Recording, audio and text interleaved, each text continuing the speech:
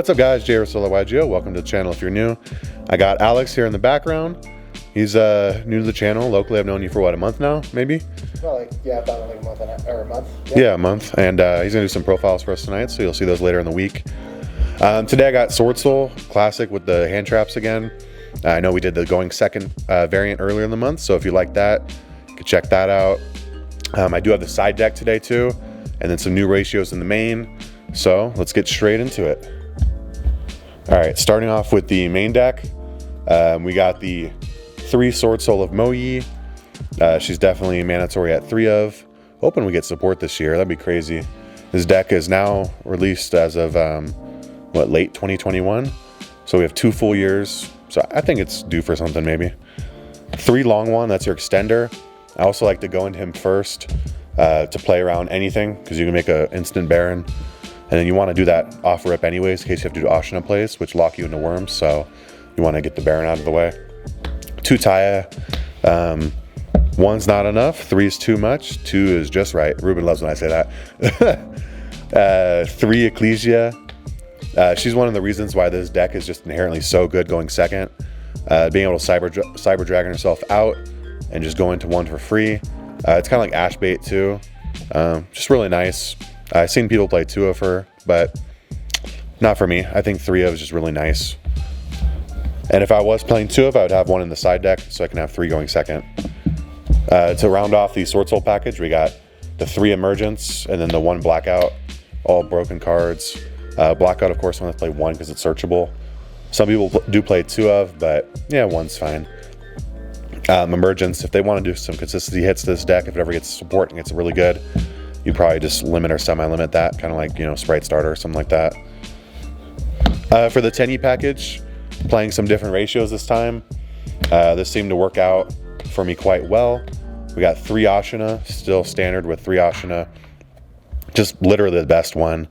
Ashina plus any Tenyi or Ashina plus Vessel equals a level 8 synchro. It does worm lock you off rip though, but it is a way to play regardless.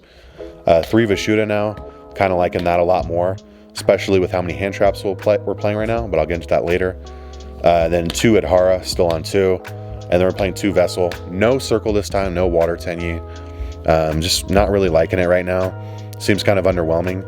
I'm almost rather be hand trapped and then just make that, concede to that, and then have more gas on the back end. Vessel is just such an amazing card. Even like just thinking about like if you kind of brick and just draw Taya, Vessel can Foolish Burial a Worm in your graveyard to get Taya online. So there's just so many different combo lines that Vessel facilitates. And then of course it's Ash Bait again, because if they're not ashing the dump plus the add, it's just not going to feel good for them, so they'll likely ash it.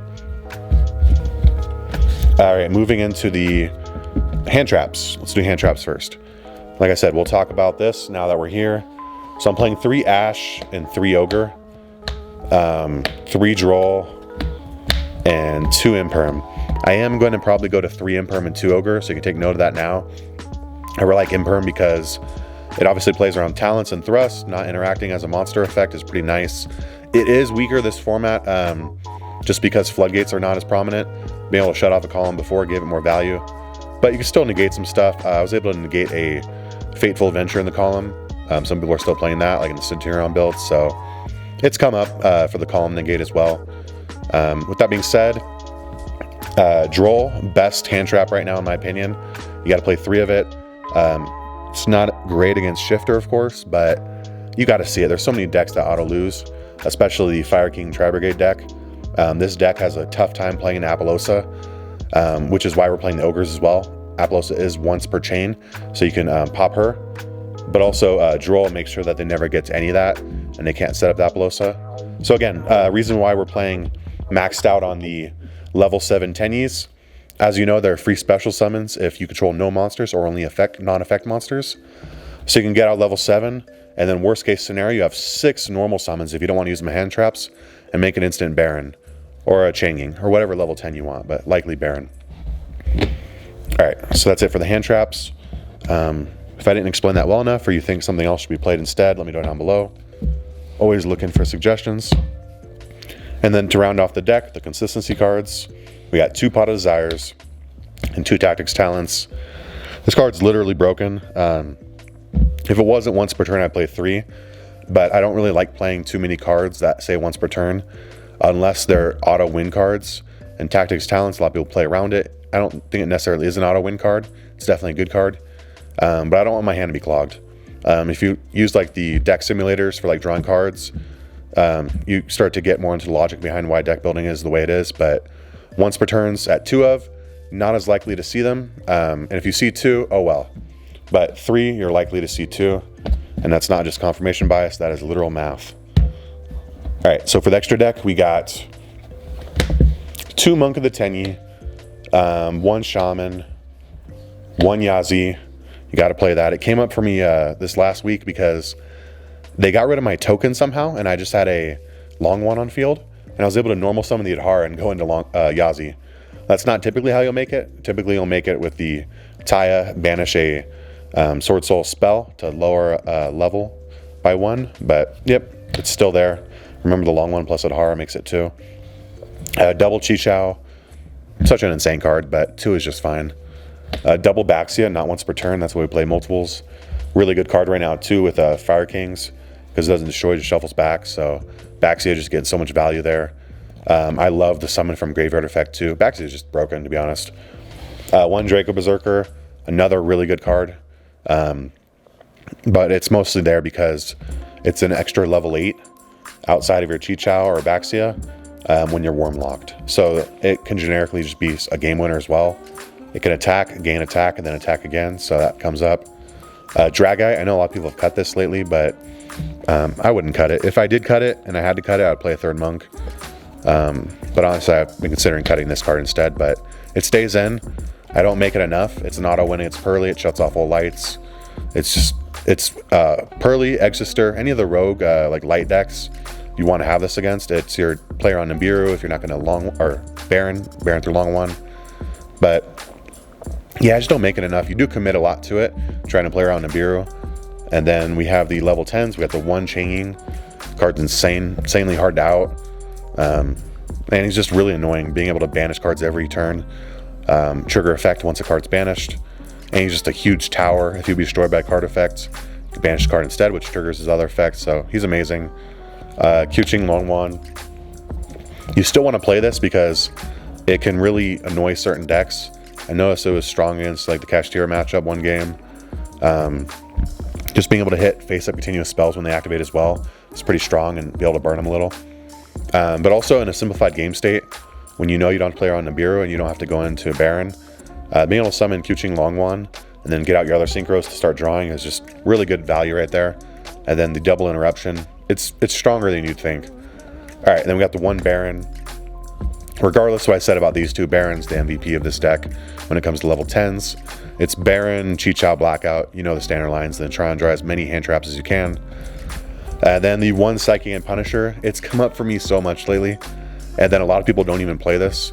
But like I said, I wouldn't be caught dead without it.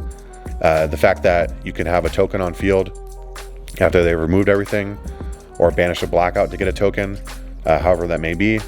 And then you can go ahead and summon a level 7 Tenyi from your hand. 7 plus 4 is Psychic and Punisher. Also, with how many level 3 hand traps we're playing right now. Level 3, where are they at? I'll just, you know math. All right, level 3 plus level 8 Chichao gives you Psychic and Punisher as well. And then, okay, we're not playing Valor. But if you play Valor, Valor plus level 10 will equal him as well. But that doesn't apply this time. All right, so yeah, that's the extra deck. We do have the side deck for you guys today. I know I don't show it off too often, but I have been going back to locals. They're at Game Night Games, shout out. So I have had to have one ready now. All right, guys. Solemn Judgment. This card is crazy. Obviously, you want to have the other going first cards because you never want to Solemn Judgment yourself into time. That's just kind of ridiculous. But if you lose game 1, or if you lose game 2 and you have enough time and you're going to go first, Solemn Judgment's just wild. And then D-Barrier, this card's an auto-win against a lot of decks. If you're not playing D-Barrier on your side, it's probably just because you have better cards in your engine, because that card's generically insane, or insanely generic and insane. All right, the 1 Tactics Thrust, we'll get back to that later.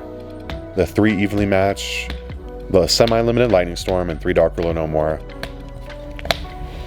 Swordsoul is just a great going second deck, so having all of these in your side deck and being able to push through boards even more, it's kind of unfair. Like I said, you have the Ecclesia special summon out, you get the Fashuda bounce, the Baron pop, the Baxia shuffle back. There's just so many going second things within our own engine that this deck is a very strong going second deck. Like I said, I have a build made for it too. It did pretty well, but I do think the hand trap variant's a lot stronger, but you have to know the current meta and the current interactions, which is why I didn't play that my first time back at locals. I figure when you don't know what things do, just board breaker it and act like you understand them.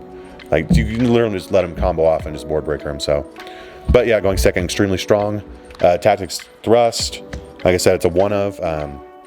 It's just kind of a bridge. So it can bridge you into your fourth copy of these, your third copy of this, or going first, I like it as a fourth copy of D-Barrier. I've considered Gravity Claps. If that gets banned, we're going to Gravity Claps. That card's delinquent. I think I showed you that, right? Tribute to Synchro, then you just more than scythe your whole opponent. They can't summon at all, not just from the extra deck. So that card's insane. All right, guys, that's the side deck, extra deck, and main deck. Hope you guys enjoyed it. Monthly installment of Swordsoul every single month. So if you rock with us, sub to the channel, and we'll get you more of these profiles. Like the video, comment down below. And yeah, we got a Patreon if you want to support what we do here. I literally give every dollar back to you guys in giveaways, usually 2 to 3 times actually. Been having fun with that in the Discord. You get added to the Discord as well, and your names get added to the videos. All right, guys, peace out.